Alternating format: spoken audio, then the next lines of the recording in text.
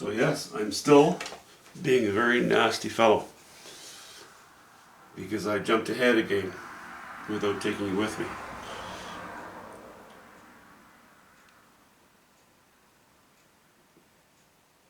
Okay, I may have put the odd brush stroke on the rocks since yesterday. I don't know, not sure. I did redraw in this line, made it a little bit irregular. You know, if it's too straight, if it's too perfect, if those edges are too hard, you know, it's not very painterly. Now you can see it's a very dark looking line, but that's wet paint, you know. And when it's wet, it always is stronger than when it lightens up. You know, this is yesterday's paint. With oil paint, when you put light over dark, generally it loses a little bit of its value, a little bit. It goes a little bit darker. The water is fresh paint. So I'm very tempted with the water to lay in more strokes here and there. I think that's a bad idea because there isn't enough area, there aren't enough square inches here for me to make the water too important, or rather, no, that's the wrong word. It's, I think, got just the right amount of importance. Now, if I were to continue to add strokes to it, it would become busy. And when it becomes busy, it actually diminishes in importance. And it just becomes more annoying than anything else. So, you know, I may still put a stroke or two in there, but I'm not going to worry about it now.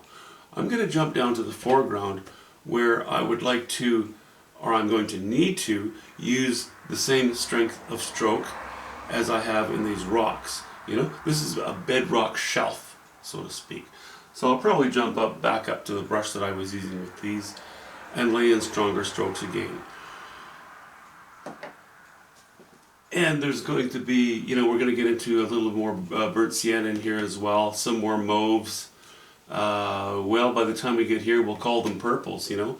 I think of a mauve as a very soft and often, not always, but often a bit of a dirty purple. Here we're going to have a few stronger strokes. Not so much that it distracts from here, because I want to maintain the strength right here, but enough so that we know it's in the foreground. You know, we don't want soft edges and weak decisions. Not here. This is the stuff we're standing on to look at everything else. So I'm really happy with the water. It has, you know, I've laid things in, you know, those indexing lines that I put in on the last video. I followed them just the way I thought I would. Really, the main one was here, the first one. And not only did I follow it to point, but I dropped down a little bit. I did not want, again, a straight line running across and then okay, here. I didn't want a straight line running across here and then doing this and another straight line and then this, another straight line. Bad idea.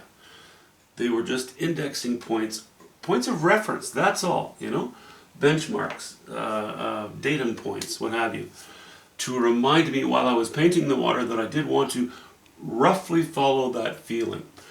I think it worked. Now, yes, I like this effect, right?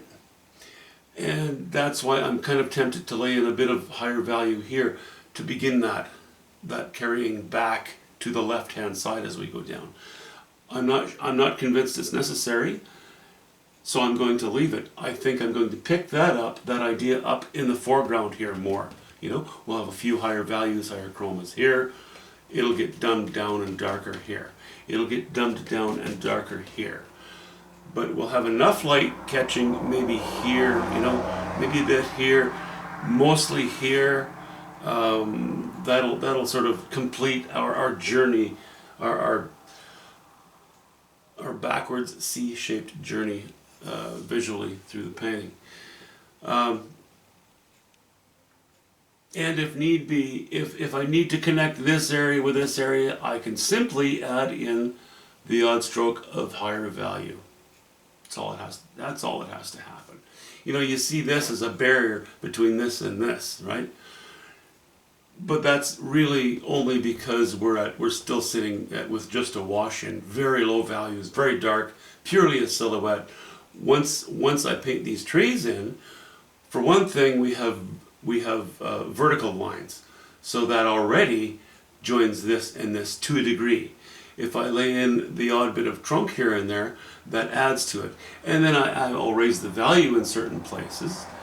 And that will sort of be, the filler. That'll be the general content that will join this area up to here. So now we're just going to go down to here. And I think I probably am going to jump into the foreground now. Play with that. And, as I'm seeing this develop now, I'm seeing also that I think I'd like to have the base, at least, of this distant mountainous ridge catch a little bit of sunlight. But that is something I'll reserve for what I call step 6. Those will be the last strokes on the painting. They will be adding hints of sunlight. They might be cleaning up a line here or there. Those are the very last things that I will do to the painting. And I'll look at the painting in its entirety before I make those decisions. The more information you have on your canvas before you make those final and crucial decisions, the more accurate your decisions will likely be, the more successful your process of decision making will be. So, once the information's in here, once the info is in here, then I'll be able to know much more successfully exactly where I want to lay my final brush strokes. Those are the last strokes before the signature goes on the painting.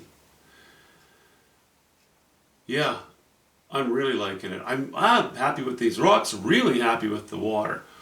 Really glad I didn't get too busy. Had I not put those indexing lines in, I likely would have put a dab of paint, and a dab of paint, and a dab of paint, and a dab of paint, and a dab of paint.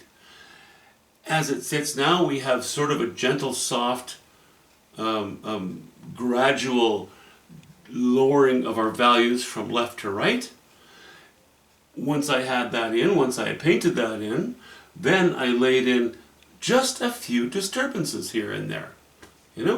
Some very strong high value there, and mid values in other places. The water I used in the highest values. I used titanium white, a little yellow ochre, and ultramarine blue.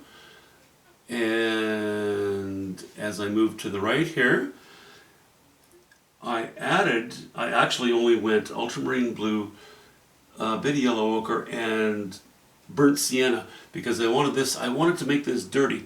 If this were just ultramarine blue with just a hint of white, this would be such a high chroma, it would pull your eye. It would be too important. It would pull your eye to the right. You don't want your eye dwelling around in here. It's running off the painting there. Leave it. Tone it down. Burnt sienna works as a great moderator for ultramarine blue when you want to do that. I have a shot of almost pure ultramarine blue here and white, and if I add some more, I may. But that's all. But the bluest of the blue in the water is just one stroke right here, and it's within our area of interest, within our focal area. So looking forward to jumping back into this, but for the moment, there it is. The camera is already squared off as I'm running my hand puppet around explaining things to you. Yeah, we'll leave it be for now. Have a good rest of the weekend. See you soon, guys.